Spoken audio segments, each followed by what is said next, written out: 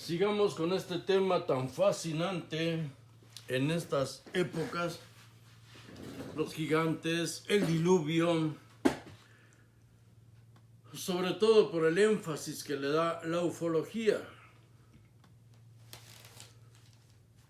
Tengo varios apuntes aquí. En primer lugar, en la mitología griega se inventaron primero los titanes y después los dioses. En la mitología sumeria, acadia, babilonia, sus dioses eran gigantes de muy elevada estatura. Pero ninguna mitología llega a la exageración, a la locura del libro de Enoc,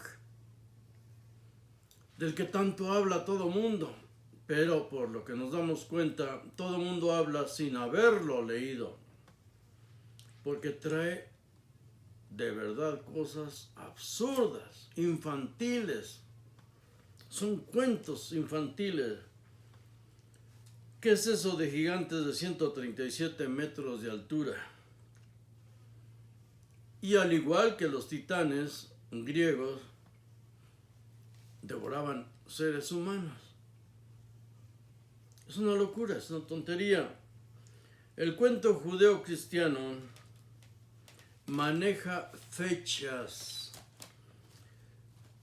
no en forma de calendarios, pero maneja fechas, todos sus mitos, su teología, como le llaman.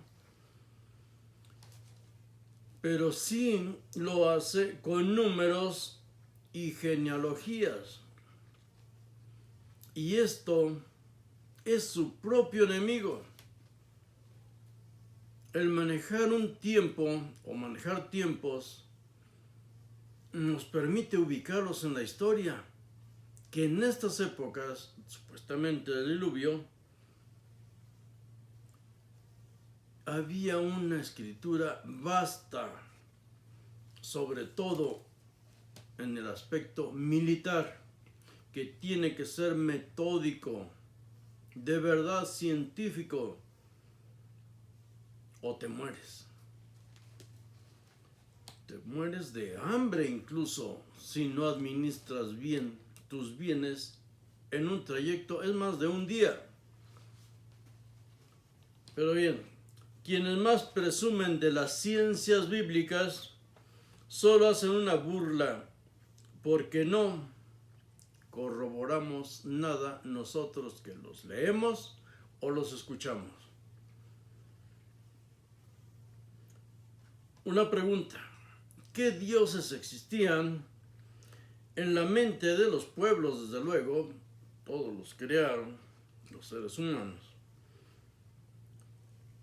En la mente, en el sentir de las poblaciones, las ciudades, los imperios, que eran para ellos los dioses. En el año 2348, presumiblemente, según los textos bíblicos y sus genealogías, existieron estos personajes. Se presentó Enoc para un juicio, fue citado, son los tiempos de Noé y de presumiblemente el diluvio. El dios Yod-Heh-Vah-Heh aún no había sido inventado en esta fecha, no existía. Vamos a ver cuándo aparece ese Dios, cuándo es creado por los seres humanos. Pero el primer dato, ¿por qué decimos que no existía? ¿Por qué digo que no existía ese Dios en épocas del diluvio? Porque no existían las tribus de Israel. Pero sí, repito, mucha historia, muchos datos históricos.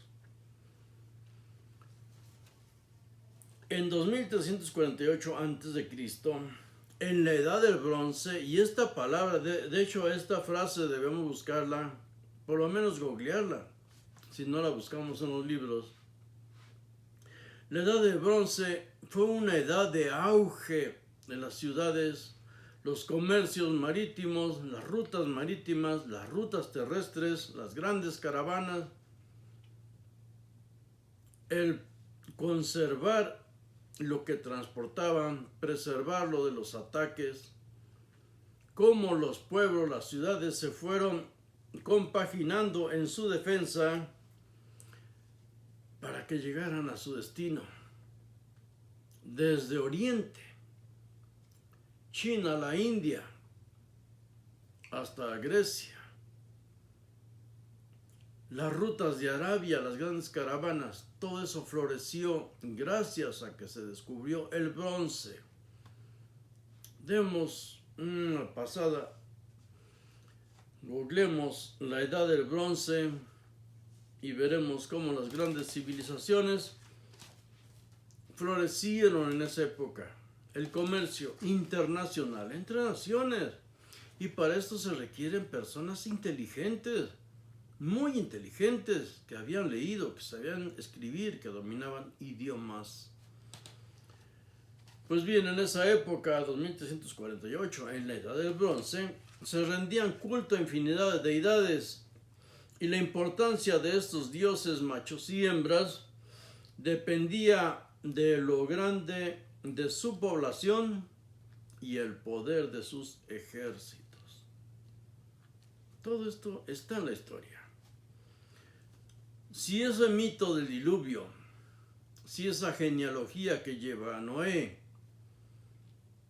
nos permite ubicarlos en el tiempo, en ese tiempo, repito, tanto en Egipto como en Mesopotamia, la escritura estaba muy avanzada, y sobre todo cuando se pretende ubicar a Moisés y el mito del Éxodo, que huyen de Egipto para irse a refugiar a Egipto.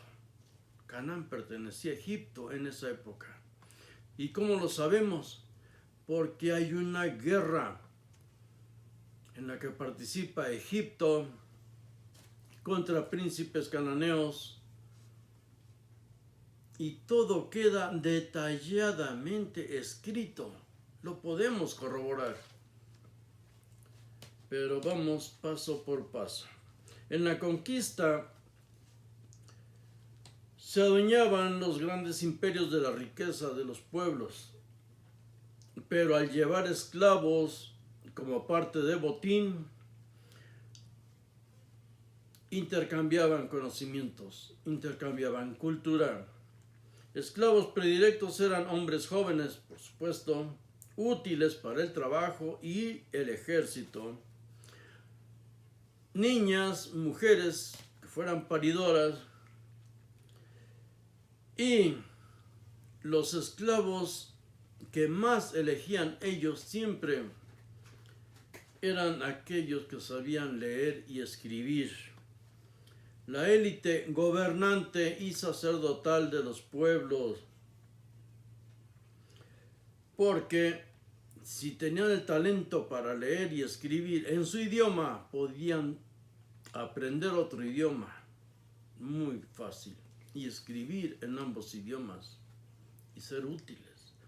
La misma conquista de México, buscaron intérpretes.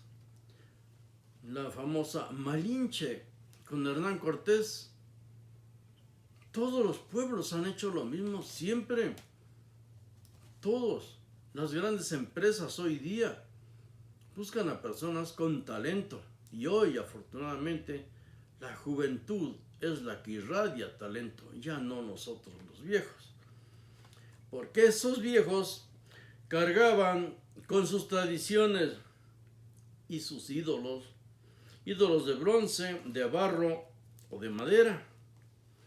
Los pueblos derrotados asimilaban la cultura de los vencedores y olvidaban sus propios dioses, la gran mayoría, dioses entre comillas, la gran mayoría. Y los que se quedaban con sus tradiciones, se les permitía esto porque era y ha sido siempre una estrategia militar. Los que se quedaban con su tradición y la seguían inculcando a sus hijos, como a nosotros nos inculcaron todas estas religiones, Y estas creencias, nuestros padres, pobrecitos, tenían que trabajar para que comiéramos, no tenían tiempo para andar en libros. Y hoy en el internet. Pues bien, estos señores que inculcaban las tradiciones de sus pueblos justificaban la inutilidad de sus dioses, que habían sido derrotados, y culparse ellos mismos por la derrota. Su Dios los había abandonado, o, como aparece en la Biblia, su mismo Dios. Todos los males que le acontecen a Israel, a Judá, es porque su Dios va por otros ejércitos para castigarlos por sus pecados. Valiente tontería, pero bueno, el ser humano no cambia. Pocos, muy pocos, entendemos y tenemos el valor de enfrentarnos a una sociedad que desde luego nos rechaza. No todos los pueblos reaccionaron igual ante la derrota, pero la idea es válida en las religiones de hoy. Para culpar a otros de nuestros fracasos y mediocridad, se le pusieron nombre a los dioses, se le pusieron nombre. Tenemos que saber a quién culpar, no yo, todos. Los daimons, buscamos la palabra, no son demonios como los demonios de la iglesia, que por cierto, qué bien los va desbaratando la página de Magisterium Levi. Yo les he recomendado ya antes esa página. Un joven talentoso que va, Dios por Dios, los va echando al cesto de la basura. Se lo recomiendo, de verdad, todos los dioses. Y aquí vamos a mencionar a uno de ellos. Los daimons, o sea, creaciones mentales, tenían una función, y para que ejercieran una función tenía que ponérseles un nombre. Los dioses sumerios de 2348 a.C., ¿qué dioses existían en esa región? En Mesopotamia, Sumeria, Akkad. Las ciudades-estado sumerias veneraban a los Anunnaki. Solo esa palabra. Como la han mencionado los ufólogos, pero nosotros la hemos rastreado. Anu, el dios Anu o An, según lo que estemos leyendo, el dios supremo del cielo. Enlil, el dios del viento, las tempestades y el clima. Enki en una cultura, Ea en otra. El dios de las aguas dulces, la sabiduría y la magia. A este dios y a otros incluso se les ha dibujado con mitad de cuerpo de hombre y en lugar de piernas y pies como dos tentáculos de pulpo, dos serpientes, porque es el dios de las aguas dulces, dos ríos. Mesopotamia, el Tigris y el Éufrates. No porque existieran esos demonios que salen del agua y que enseñan al hombre porque lo quieren mucho. Enki o Ea, el dios de las aguas dulces, la sabiduría y la magia. Inanna o Ishtar, la diosa del amor, la sexualidad y la guerra. Analicemos qué cualidades se le ponían a todos estos dioses. Las cualidades que la élite gobernante inventa a sus dioses depende de lo masivo de la población, lo grande de las ciudades, lo inmenso de los imperios. Mientras más abarque, más ciudadanos irán tras las imágenes. Si hablamos de un Dios único, pues a ese Dios se le van a otorgar, los que lo inventan, le van inventando y colocándole cualidades de los demás dioses y sobre todo de las diosas. Quienes más provecho obtuvieron poniendo un símbolo a las creencias de sus pueblos para controlarlos y utilizarlos luego en la guerra. Recordemos, un pastor cuida sus ovejas porque son su alimento. Pero en fin, estos grandes emperadores que supieron utilizar las imágenes y que nos consta, lo podemos corroborar, fueron Ramsés II y Constantino. Ramsés II fue el primero que utilizó las imágenes de los dioses de las ciudades, de cada ciudad, porque si usaba un solo estandarte, el ejército de esa ciudad-estado no iba a seguir a los demás. Entonces cada ciudad-estado, fueron 4 de hecho que lo acompañaron a la guerra, llevaba el estandarte de su dios. 4. Pues bien, los Anunnaki en acadio deriva del sumerio Anuna o hijos de Anu. Los Anunnaki aparecen en escritos de Lagash y Eridu y da la cifra 50 Anunnakis son los hijos de Anu, como también nos aparece en el libro de Enoch 200 ángeles que se rebelaron y de seres espirituales se convirtieron en, seres espirituales que tenían las mismas bajas pasiones de los seres humanos y causaron un desastre. Todo es fantasía, desde luego. ¿Dónde salió tanta locura actual? Porque la clave está en la interpretación de los textos antiguos y a los que hoy afortunadamente tenemos acceso.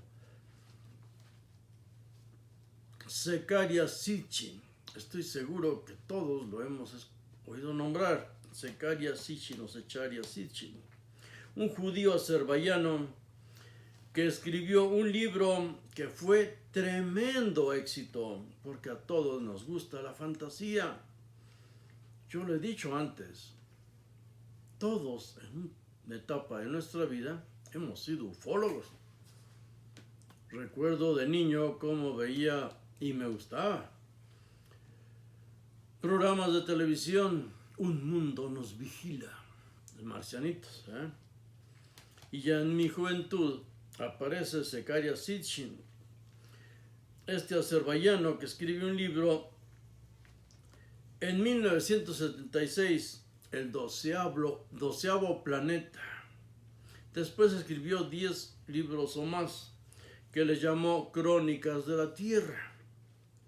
Se presentaba este hombre como un traductor de sumerio, fantaseó las tablas sumerias, inventó Nibiru, el 12º planeta, inventó gigantes de 3 metros blancos, cabello, barba blanca y larga,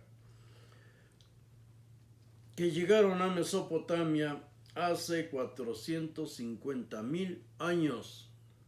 Para él, todos los extraterrestres eran dioses, unos mayores y los Igigi, dioses menores que trabajaban como mineros, según Zecaria Sitchin.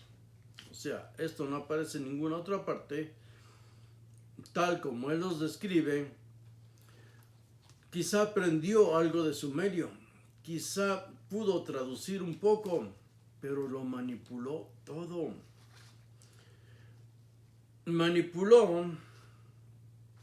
Ellos también, presumiblemente los dioses mayores, manipularon al Homo erectus de la Tierra mezclando genes Anunnaki, porque tenían los mismos genes. Los extraterrestres son idénticos a nosotros, de lo contrario no empataría el injerto, mezclando genes Anunnaki con ellos y creando al Homo sapiens para que fuera esclavo.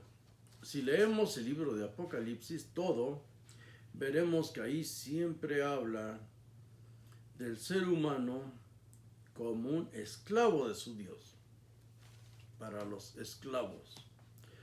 Cuando tengamos cierta duda de un pasaje texto bíblico, ya todo está en sus idiomas originales. Buscamos Biblia interlineal y ahí encontramos las palabras originales.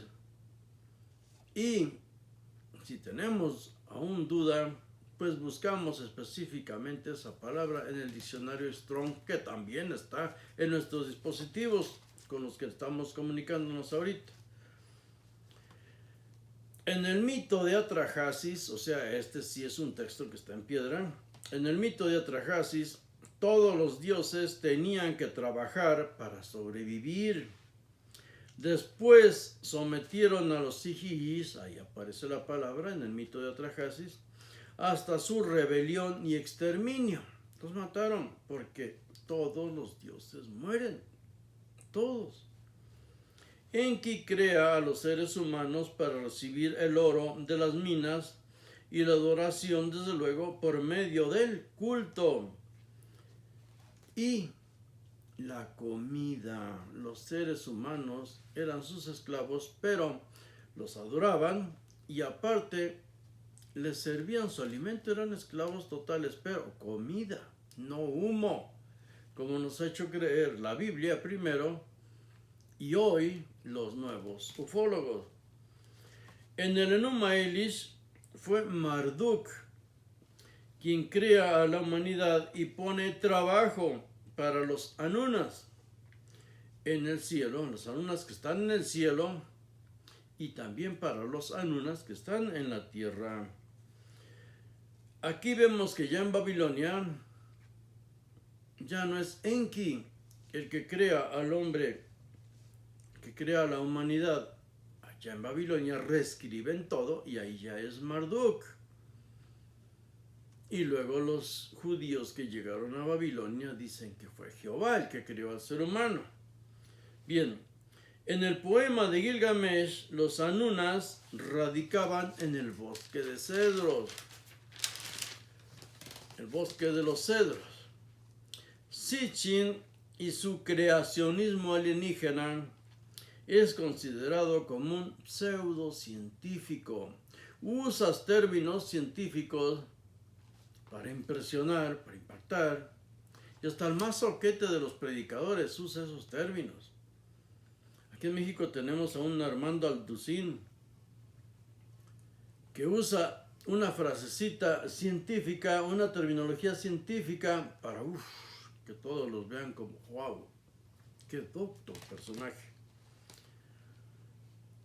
Los científicos, para llegar a ser un científico, yo vi como mi hijo estudió química, hizo su maestría, o sea, su licenciatura, su maestría, y lo que sufrió para obtener el doctorado, desde luego, tenía talento, un doctorado en química, pero fueron años de esfuerzo, de no pensar en otra cosa, entregado a sus estudios. Eso es un científico, no un loco que fantasea con frases sueltas.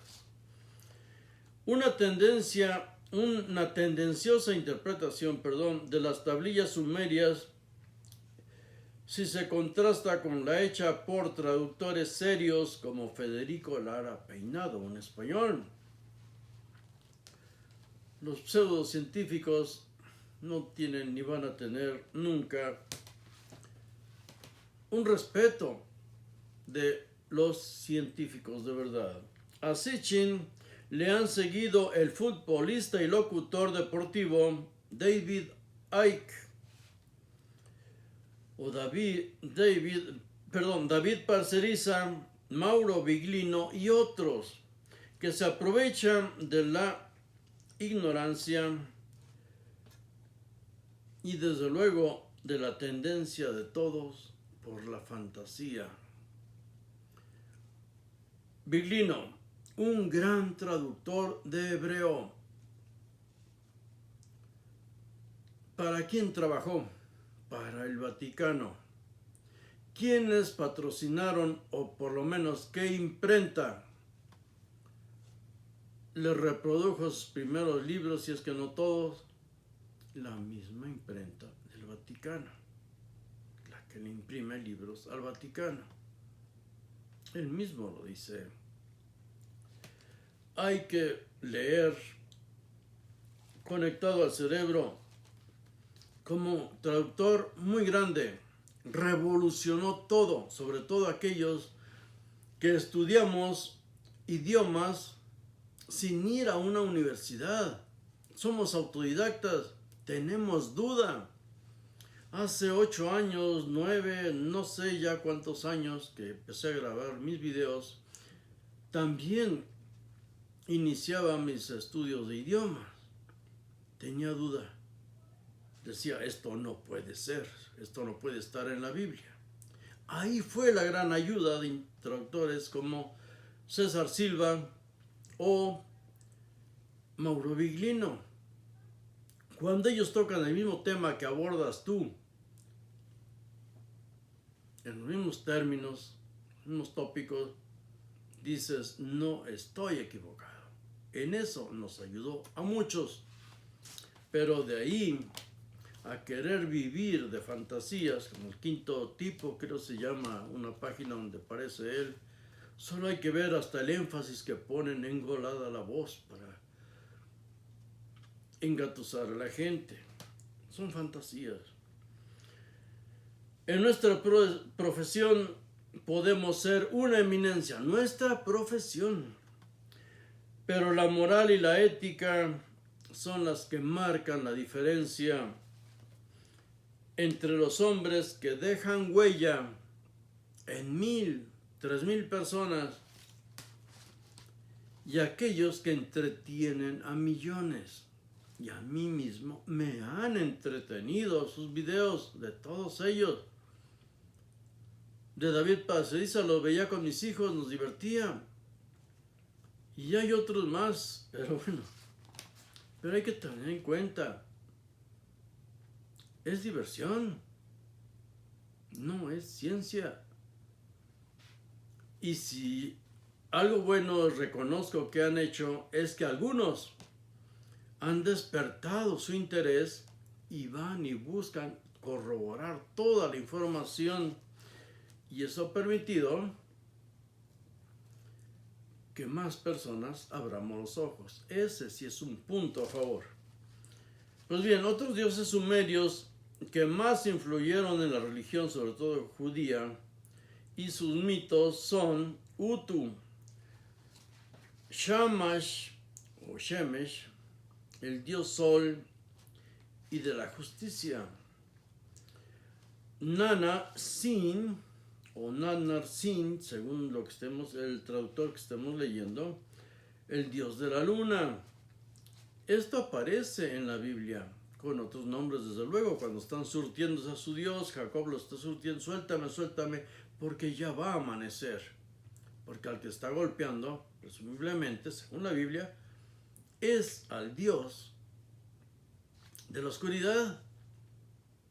Porque estos mitos y estos dioses del sol y de la luna ya están desde mucho antes, y lo vamos a ver en el siguiente capítulo, cuando hablemos de los hijos de los dioses. Pues bien, otros dioses que existieron 1,000 años antes que se inventara el dios judío, o el dios judío cristiano, Yod-Heh-Vav-Heh. En Egipto tenemos a Ra, el dios creador de todo, incluidos los otros dioses. Tenemos a Horus, el dios del cielo, con cabeza de halcón. A Osiris, dios del inframundo y la resurrección. A Isis, la diosa de la magia, la maternidad y la fertilidad. Tenemos también a Set, el dios del caos, la sequía y la violencia. Tenemos a Anubis, el dios con cabeza de chacal, protector de las tumbas de los muertos. Muy similar el arca en que aparece este dios chacal, Anubis, con el mito judío del Arca de la Alianza, que también es tema sobradamente tratado. Sobre todo hay un canal, History Latinoamérica, creo que se llama History Latinoamérica. Tanta fantasía que trae, pero mira, millones de vistas tienen sus videos. Y es que son divertidos. Y repito, si nos sirven, sobre todo a los jóvenes les sirven para despertar un interés, bienvenidos. Y si no, pues divierten mucho. Porque el arca de la alianza, el arca del pacto, en la Biblia habla de dos arcas. Una humilde y otra cuando ya interviene otra cultura, pues obvio. Es de la que dan cuenta los ufólogos, pero les sirvió a los judíos jamás. Siempre fueron apaleados con o sin arca. Es más, fueron más apaleados cuando llevaron su arca para que sus dioses los defendieran. Hay que leerlo. Y no lo de fantasía está. Pero bueno. Tenemos a Amón-Ra, el rey de los dioses. Amón es uno y Ra, cuando se fusionan, dos dioses o dos mitos. El dios del viento, de lo oculto, se fusiona con Ra, el dios del sol. Y desde luego, esta fusión, la más poderosa, es el rey del panteón egipcio. Algo muy interesante que lo adoptaron en el cristianismo, el dios cordero, el cordero de Dios. El señor de Méndez o Banevillet, que era venerado en el delta del Nilo, donde también tenemos grandes grupos judíos asentados siempre. Supuestamente el alma de Ra, el Ruach, si hablamos en hebreo, el Ruach, la fuerza creadora de la naturaleza, es este Dios Cordero. Su imagen, un hombre con 4 cabezas de cordero, porque representa los 4 elementos, los 4 climas, o norte, sur, oriente, poniente. Pero ahí estos 4 elementos tenían nombre. Supuestamente eran almas de dioses. Osiris, Geb, Shu y Ra. Y el Jesucristo egipcio, Hnum, el dios alfarero, ahí aparece en la Biblia mucho ese término de dios alfarero, que moldeó o creó a los seres humanos y a sus almas, el Ka, con barro del Nilo. Y miles de años después, todo esto se reescribe en la Biblia. ¿Cuándo se inventó al dios Yahvé, Yod-Hei Vab-Hei? ¿Cuándo lo inventaron? Porque en la Biblia aparecen 2 fechas importantes. El siglo XV y el siglo XII. Pero presumiblemente, este dios aparece de Edom. Es un dios madianita o edomita, en fin, aparece o es adorado por grupitos en el Sinaí. El mito de Moisés del siglo XII a.C., el mito de Moisés se desbarata con la literatura egipcia. Una guerra. En el siglo XV a.C., que presumiblemente Moisés aparece, unos dicen que en una época, otros que en otra, pero en el siglo XV también se llevó a cabo la primera guerra entre Egipto y otras naciones, otro imperio, debidamente documentada.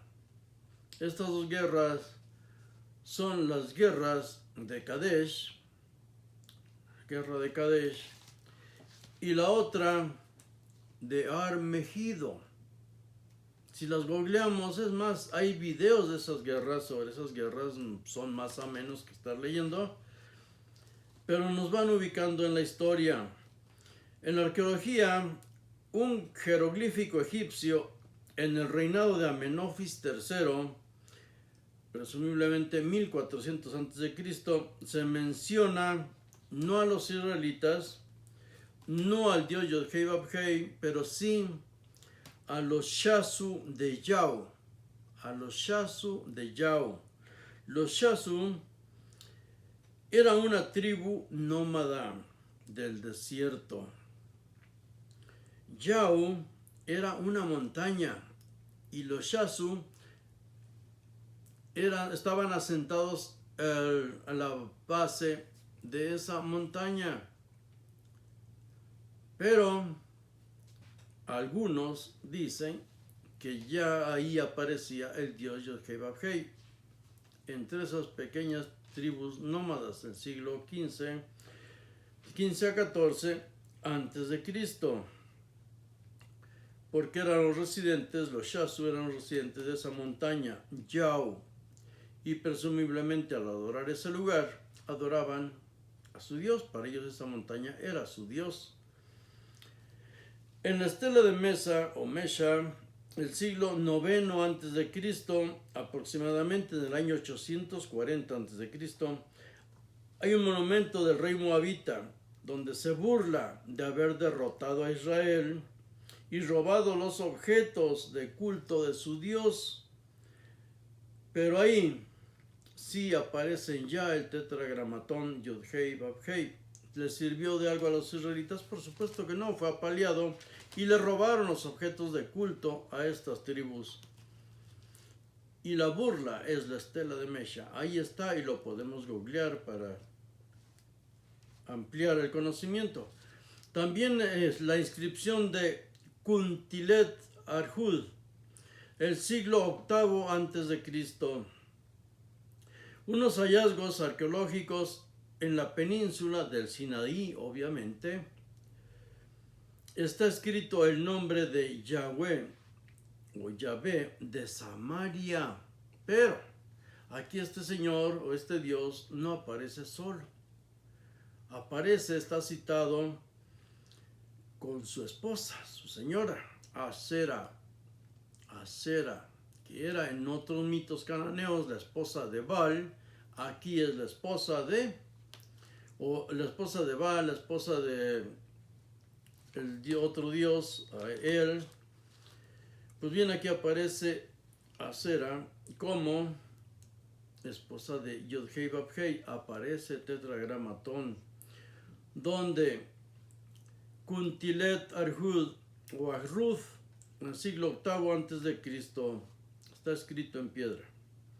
En Éxodo 3:14 dice que el Dios judeo-cristiano por fin da su nombre a Moisés, presumiblemente siglo XII antes de Cristo, y después de una matanza entre tribus familiares, recibe el culto de un sacerdote idólatra que es Aarón.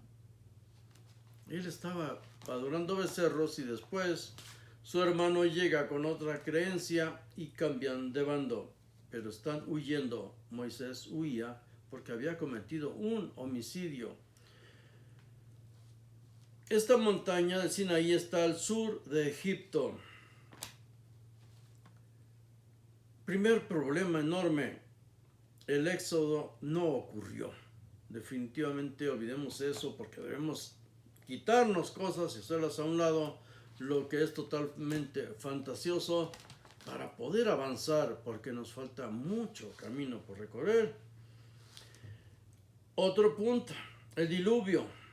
La Biblia dice que subieron las aguas del abismo. Analicemos esto. No solo es lluvia, no solo se inundó la tierra, según la Biblia, no solo se inundó la tierra por lluvia que cae del cielo, sino que suben las aguas de los mares. Y esto es importante. El océano, Tehom, subieron las aguas del abismo. Para ellos abismo eran los océanos, los mares. Pero hay un punto importante que debemos analizar. Hace 8,000 años, o sea, 6,000 antes de Cristo, la Tierra vivió el óptimo térmico del Holoceno. Óptimo térmico del Holoceno. Se derritieron por completo, esta es ciencia, se derritieron por completo o retrocedieron masivamente los glaciares y capas de hielo del hemisferio norte.